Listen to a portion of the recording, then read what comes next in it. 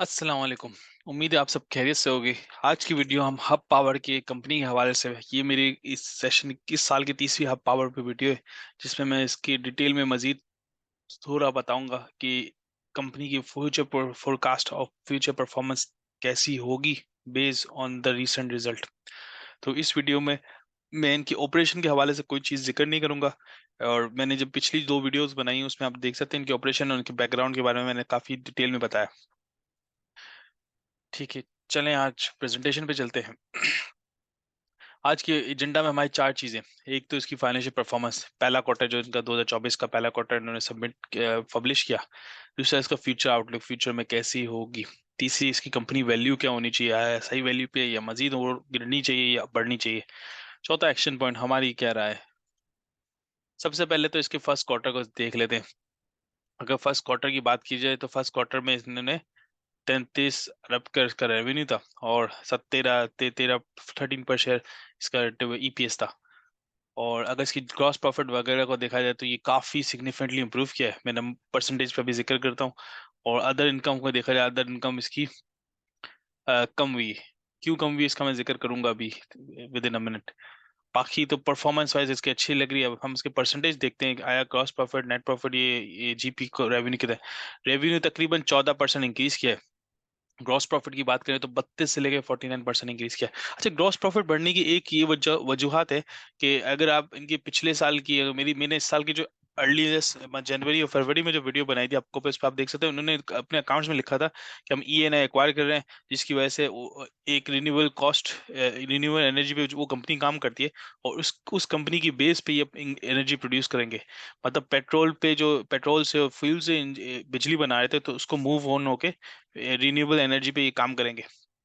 तो इसकी वजह से इनकी कॉस्ट में हम देख रहे हैं काफी हद तक कमी आई है। और इनका जीपी ग्रॉस प्रॉफिट इसी तरह इंप्रूव किया है। 32 से 49% बहुत ही बड़ा स्टेप है कि ये ग्रॉस प्रॉफिट इनका 49% है। ईपीएस की बात करें, रेवेन्यू 14% बढ़ा। ईपीएस की बात करें तो 13 रुपए इस क्वार्टर पे। और अगर पिछले साल पे देखें तो हम 7 रुपए था। अच्छा, ये ईपीएस ये इसकी वजह, ईपीएस भी वजह यही है कि इनकी कॉस्ट कम हुई, इनके net profit, net number positive है। 13 रुपए तो मैं एक्सपेक्ट करता हूँ कि साल के आखिर पे कम से कम 50-48 के करीब कुछ ना कुछ उसका होना चाहिए। पिछले साल 44 था ईपीएस। और टोटल एसेट, टोटल लाइबिलिटी की बात करें तो वो भी अच्छी पोजीशन में। एसेट में अगर देखा जाए 421 टोटल एसेट, लाइबिलिटीज देखी जाए तो 123 और 121, तो तकरीबन कुछ कम 244 अरब की लाइबिलिटी बनती है। तो अच्छी पोजीशन है। लेकिन शॉर्ट टर्म में अगर हम देखा जाए, करंट एसेट 151 है, करंट लाइबिलिटी 121 है। करंट एसेट में एक अच्छा खासा नंबर ट्रेड रिसीवेबल में। और ये ट्रेड रिसीवेबल वो है जो परचेज, ये लेट पेमेंट चार्ज, जो आईपीपी से रिसीवेबल्स हैं, तो ये वो है जो मैं समझता हूँ ये बड़ा स्लो स्लो ही पे करेंगे। तो इस इनके करंट एसेट में से इसका हमें मैच करना है करंट लाइबिलिटी को, और कंपेयर करना है कि करंट एसेट कितने हैं। तो हमें इस नंबर को हटा के करना चाहिए तो ही एक वैलिड मैच होगा। और एक चीज जो मुझे इनके अकाउंट्स पे अच्छी नहीं लगी ना, इनके एक तो करंट कैश है ना, वो सिग्निफिकेंट डिक्लाइन हुआ। अगर आप देखें ना, 15 अरब पिछले साल था, इस पर 8 अरब है। तो इसकी एक वजह तो ये इसके रिसीवर इनके क्लियर ऑफ जल्दी नहीं हो रहे, तो ये एक अच्छी साइन नहीं है। लेकिन इसके पीछे रीजन ये है कि गवर्नमेंट और आईपीपी पे नहीं कर रही, मतलब वो कुछ नहीं कर सकते। ये लोग क्या कर रहे हैं, आईपीपी से सरचार्ज करके रिसीवल अपना रिकॉर्ड करते जा रहे हैं। तो जो कि एग्रीमेंट के अकॉर्डिंग है, तो ये है कि रिसीव तो हो जाएगा। बाकी आखिरी चीज इसकी फाइनेंशियल्स के हिसाब से काफी लोग ये बोलते हैं ये किस इंडेक्स में आता है, इस्लामिक इंडेक्स में आता नहीं है, तो ये के MI30 इंडेक्स का पार्ट है एज एट टुडे। बाकी परफॉर्मेंस वाइज मुझे अच्छी लगी।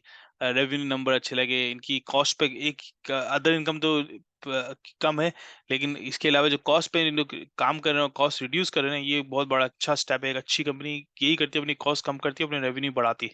तो ये अच्छा स्टेप है।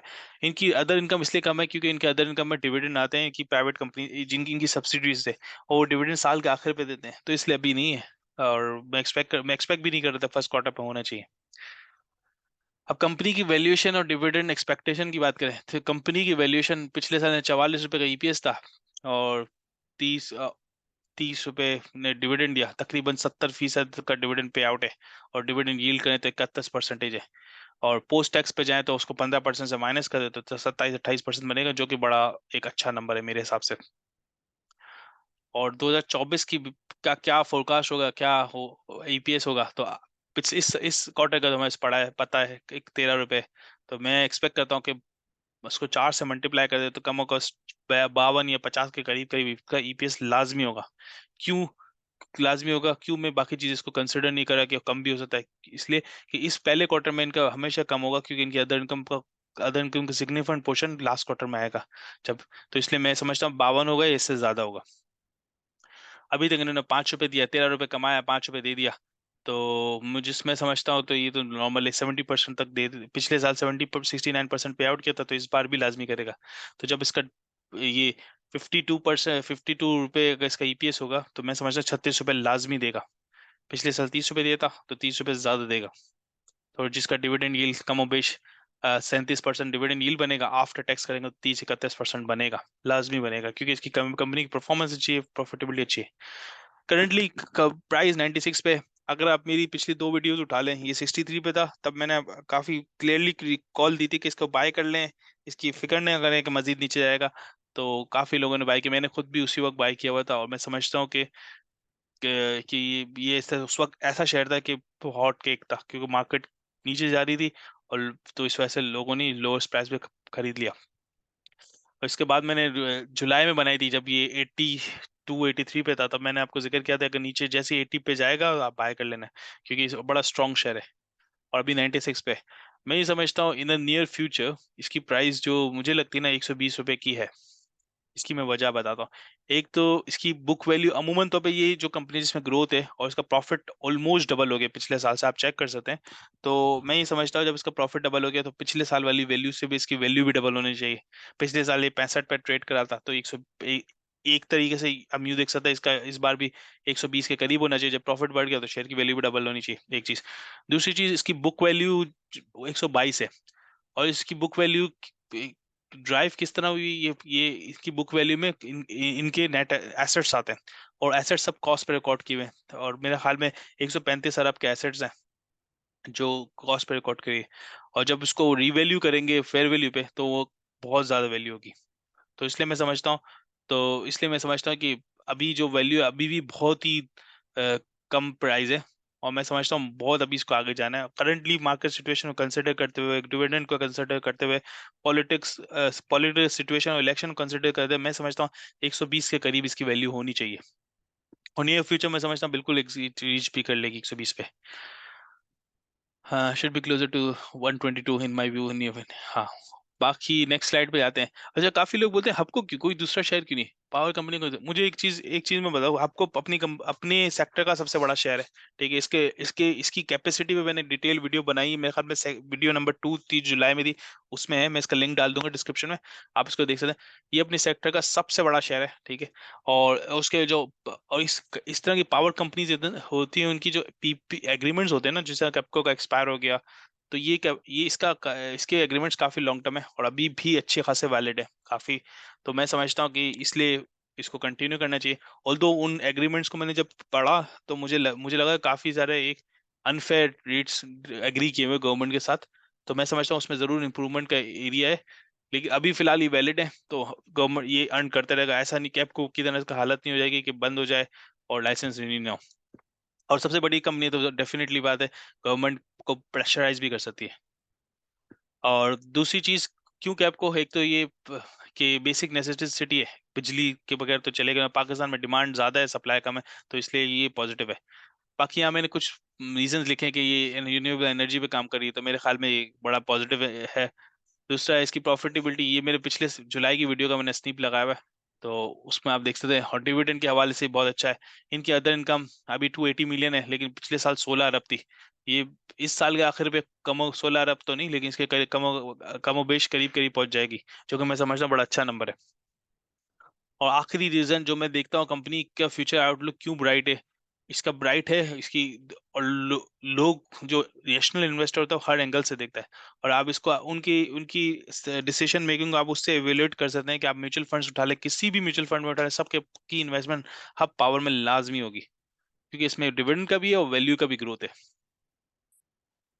एक्शन प्लान क्या होना चाहिए, अब हम क्या करें इसको। आज जब मैंने ये वीडियो बना रहा था, 27 अक्टूबर थी, तो उस वक्त ये 96.91 पे ट्रेड कर रहा था, ठीक है। और मेरे ख्याल में अभी भी ये अंडर वैल्यू है, ठीक है।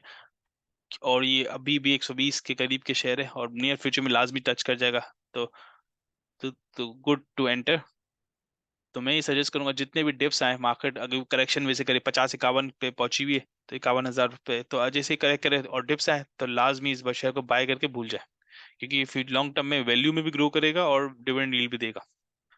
और अभी इस प्राइस पे भी अगर आप 30 रुपए का देखें ना, तो वो 30% बनता है। तो 30% डिविडेंड यील्ड इस प्राइस पे भी बुरी नहीं है, ठीक है। तो मैं समझता हूँ very good to enter now and all dips. बाकी दैट्स इट, यही आज की वीडियो थी, यही आज का मैसेज था कि ये एक अच्छा ही कंपनी है। हम बहुत सारी कंपनी में इन्वेस्ट करते हैं फॉर शॉर्ट टर्म, मेरे ख्याल में लॉन्ग टर्म के लिए कुछ सेफ इन्वेस्टमेंट लाजमी होनी चाहिए, जो कि हबको इज वन ऑफ दैट। तो बस that's it, thank you so much, जज़ाकल्लाह। कोई वीडियो के हवाले से कोई फीडबैक हो, कोई सजेशन लाजमी बताएगा। इंशाल्लाह ताला मैं उसको नेक्स्ट वीडियो में कवर करूंगा। अस्सलाम वालेकुम।